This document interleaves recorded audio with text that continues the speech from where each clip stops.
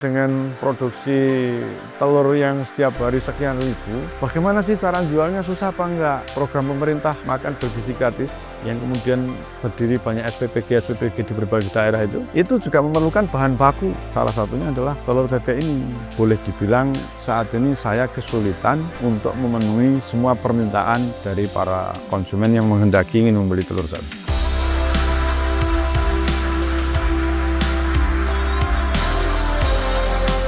Nama saya Abdullah, saya tinggal di RT 6, RW 8, Kelurahan Projo, yang sekaligus di tempat ini juga saya berusaha beternak bebek petelur.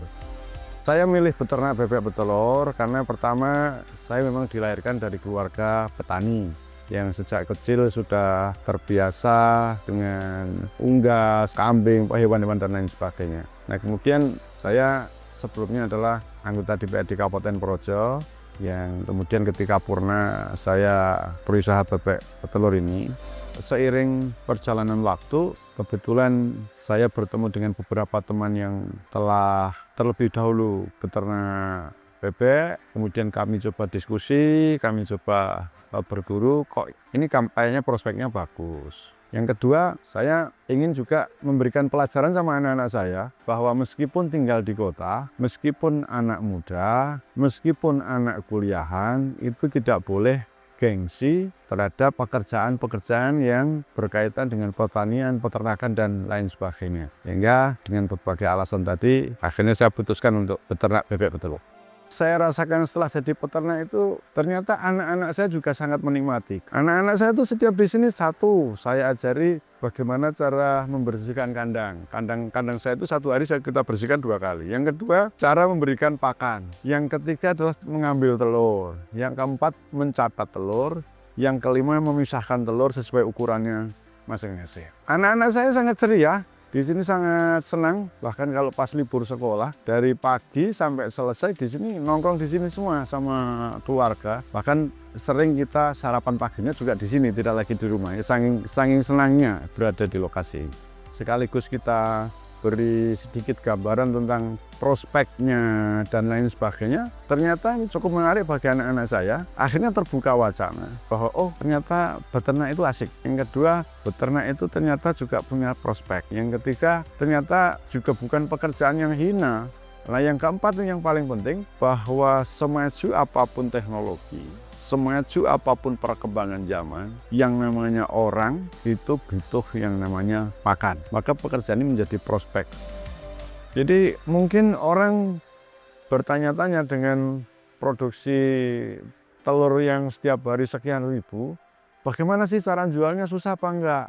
Nah, gini, telur kami ini sebagian besar lari ke luar kota. Ada yang ke Bekasi, ada yang ke Jakarta, karena lagi-lagi sebelum saya memutuskan berusaha beternak bebek ini, saya sudah terlebih dahulu membangun jaringan. Yang kedua, yang perlu diketahui teman-teman barangkali yang nantinya tertarik untuk ke usaha pertanian maupun peternakan, program pemerintah makan bergizi gratis yang kemudian berdiri banyak SPPG di berbagai daerah itu juga memerlukan bahan baku yang dijadikan menu mereka. Salah satunya adalah telur bebek ini. Prospek hari ini bicara soal telur itu cukup bagus, bahkan boleh dibilang saat ini saya kesulitan untuk memenuhi semua permintaan dari para konsumen yang menghendaki ingin membeli telur sapi. Jadi jenis bebek yang saya miliki itu ada 2 jenis. Yang satu adalah jenis bebek Mojosari, yang kedua adalah jenis bebek Kedu, bebek lokal. Peternakan yang saya kelola di sini ada menggunakan sistem 2 kandang, yaitu 1 kandang umbaran seperti ini, bebek berada di atas tanah dengan kotak-kotak kecil. Yang kedua adalah yang sistem kandang baterai, yang selanjutnya itu juga saya integrasikan, ada ikan di bawahnya, kemudian dilihat juga ada pohon-pohon pepaya, buah-buahan. Yang ini semuanya sumber utama makanannya adalah dari kotoran bebek. Jadi kotoran bebek itu untuk makan ikan, sekaligus juga untuk pupuk buah-buahan. Jadi boleh dibilang sedikit ada integrated farming lah, farming. Luasan lahan yang saya bikin kandang ini kurang lebih sekitar 2.500 meter persegi dengan populasi bebek 5.000 kurang sedikit lah. Produksi telur per hari rata-rata 4.000-an, 4.000 butir ya. Satu bebek itu dalam 1 hari biaya operasionalnya. Biaya operasional itu untuk makan, untuk kasih makan, termasuk nanti untuk gaji anak kandang, itu sekitar Rp1.000 per ekor per hari. Jadi kalau bebek 5.000 itu maka biaya operasionalnya kurang lebih 1 hari itu 5 juta. Nah kemudian berapa sih harga telur? Memang harga telur itu fluktuatif, kadang naik kadang turun. Tapi rata-rata kalau di flat itu di angka 2.000. Kemudian berapa tingkat produktivitas kita, itu yang sangat menentukan untung atau tidaknya. Nah katakanlah di kandang saya ini produktivitasnya antara 75–80%. Maka sebagai ilustrasi, kalau bebek 5.000, 1 hari bertelur 4.000, nah tinggal kalikan biaya operasional 5 juta, kalau telurnya dijual laku 8 juta, maka masih ada sisa 3 juta per harinya. Itu kira-kira prospeknya silahkan simpulkan sendiri. Tips budidaya bebek yang bagus menurut yang saya laksanakan itu pertama, kandangnya harus terjaga kekeringan dan kebersihannya. Kemudian yang kedua, kandungan makanannya ini juga harus terjaga. Boleh dibilang bebek saya full menggunakan makanan produk dari pabrik tertentu. Karena saya menyadari kalau makanan yang kita buat sendiri itu pasti kandungan konsentrat, protein dan lain sebagainya nanti campurannya bisa tidak stabil. Kemudian air minumnya juga harus bersih. Seperti kandang saya mungkin yang cara minumnya bebek itu satu persatu melalui nepel. Kenapa seperti itu? Karena untuk menjamin air yang diminum bebek itu betul-betul air bersih. Perlu diperhatikan juga kenapa saya menggunakan pola minum seperti ini. Kalau dengan cara komboran itu, kalau ada salah satu bebek yang kena penyakit, kemudian minum sama-sama, itu bisa menular ke bebek yang lain. Tetapi dengan minum satu persatu seperti ini, kalau toh ada satu bebek yang sakit, dia tidak akan menular ke bebek yang lain. Jadi itu lebih aman dari sisi jaga kesehatan bebek. Kita ngasih pakannya itu sehari prinsipnya hanya sekali, karena sekali kita kasih makan itu sudah cukup untuk makan dia selama 24 jam. Bebek itu sudah punya takaran makanan sendiri-sendiri. Artinya kalau kita kasih makan 1 ember misalkan, maka dia dikasih 2 ember pun juga tidak akan dimakan, tidak akan habis, karena memang takaran makannya hanya segitu. Jadi relatif menghemat waktu dan menghemat tenaga. Telur dengan kualitas seperti apa? Itu tergantung pada pakannya. Kuncinya hanya di pakan. Kalau pakannya itu adalah memang kandungannya bagus, baik itu konsentratnya, proteinnya dan lain sebagainya, maka nanti produknya akan menjadi telur omega. Kadang-kadang ada beberapa teman yang mencoba berkreasi, makanannya antara makanan pabrikan kemudian diseling, dicampur dengan makanan olahan sendiri, sehingga produknya, telurnya kadang-kadang kualitasnya tidak maksimal karena makanan yang diolah sendiri itu lagi-lagi ini campuran kandungan gizinya kan belum melalui sebuah uji laboratorium sehingga belum tahu ukurannya. Kalau orang ibaratnya ini belum melalui ahli gizinya, jadi nanti akan berbeda. Nah, memang harga pakan pabrikan boleh dibilang cukup mahal, tetapi kualitasnya terjaga. Kalau bentuk telurnya dari luar bisa sama, apapun jenis pakannya, bentuk telurnya dari luar bisa sama, tapi isinya pasti akan berbeda. Bagaimana nanti kalau ada bebek yang afkir, yang sudah tidak produktif? Teman-teman komunitas bebek itu biasa menyebutnya dengan bebek yang brodol. Brodol itu ada 2 kali. Brodol yang pertama, masa produksinya terhenti, di maintenance, dirawat, nanti akan produksi lagi. Ada kemudian yang setelah brodol yang pertama, nanti kalau brodol berikutnya itu sudah tidak produktif lagi. Nah kalau bagi bebek yang betul-betul sudah tidak berproduksi atau afkir, kita jual ke pengusaha-pengusaha rumah makan yang selama ini sudah terjalin dengan baik. Kalau ada bebek afkir, kemudian marketnya ke mereka. Ikan-ikan yang saya taruh di kolam-kolam ini, fungsi utamanya itu adalah sebagai mesin penghancur kotoran sehingga kotoran tidak bau. Masnya hari ini berada di tengah-tengah kandang dengan populasi begini, bisa dirasakan sendiri baunya seperti apa. Kayaknya juga tidak terlalu menyengat. Nah tentu ikan-ikan itu nantinya pada ujungnya pasti akan kita jual, kan nggak mungkin kita makan semua, banyak banget itu ikannya, puluhan ribu itu ikan-ikan lele itu. Dan sama sekali ikan-ikan lele nggak perlu lagi ngasih makan pur dan lain sebagainya, karena makanannya full dari kotoran-kotoran. Bekal utama memulai usaha itu adalah kemauan. Itu bagi saya adalah prinsip. Maka ketika kita punya mau, banyak cara untuk menjalankannya.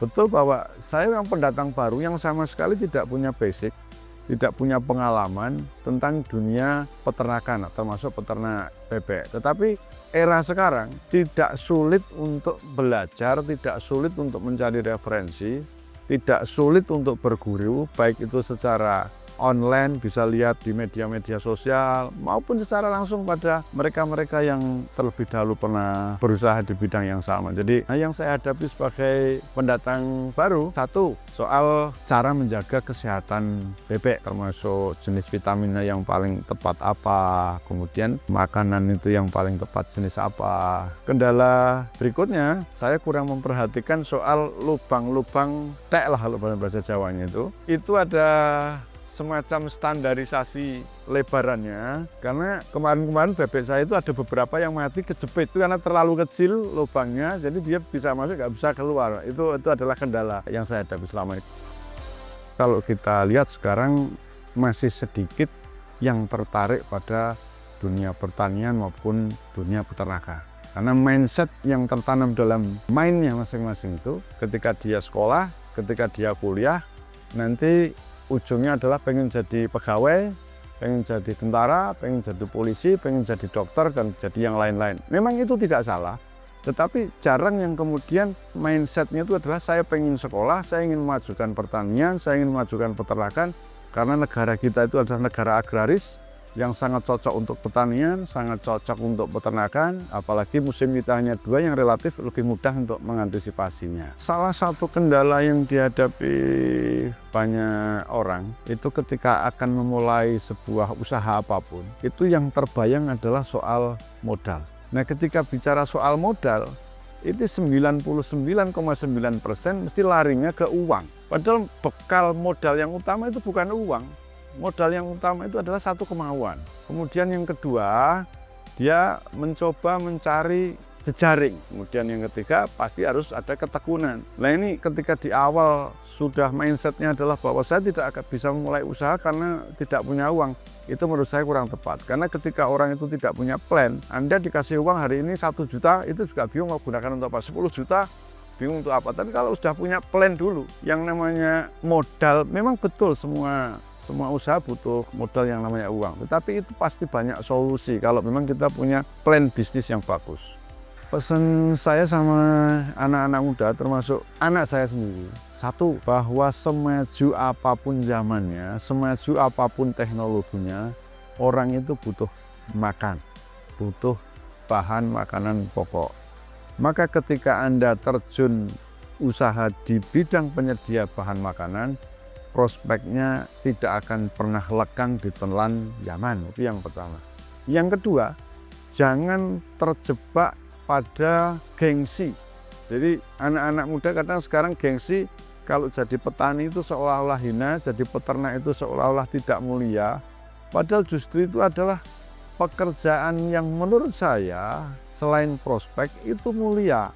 Kenapa? Kita dikaruniai lahan yang subur.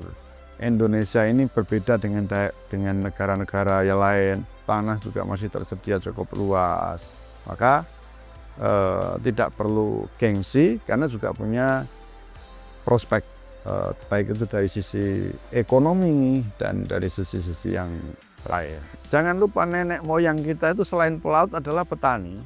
Maka saya pengen belajar yang pinter biar negara saya maju, pakan kecukupan, petaninya makmur. Nah, kira-kira itulah mestinya yang perlu dibenahi.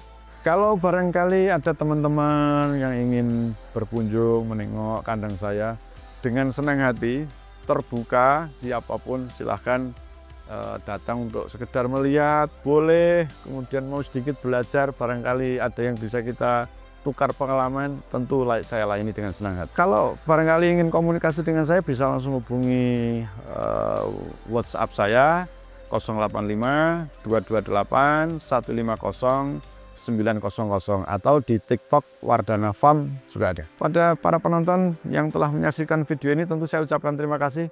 Jangan lupa subscribe Cap Capung. Mantap.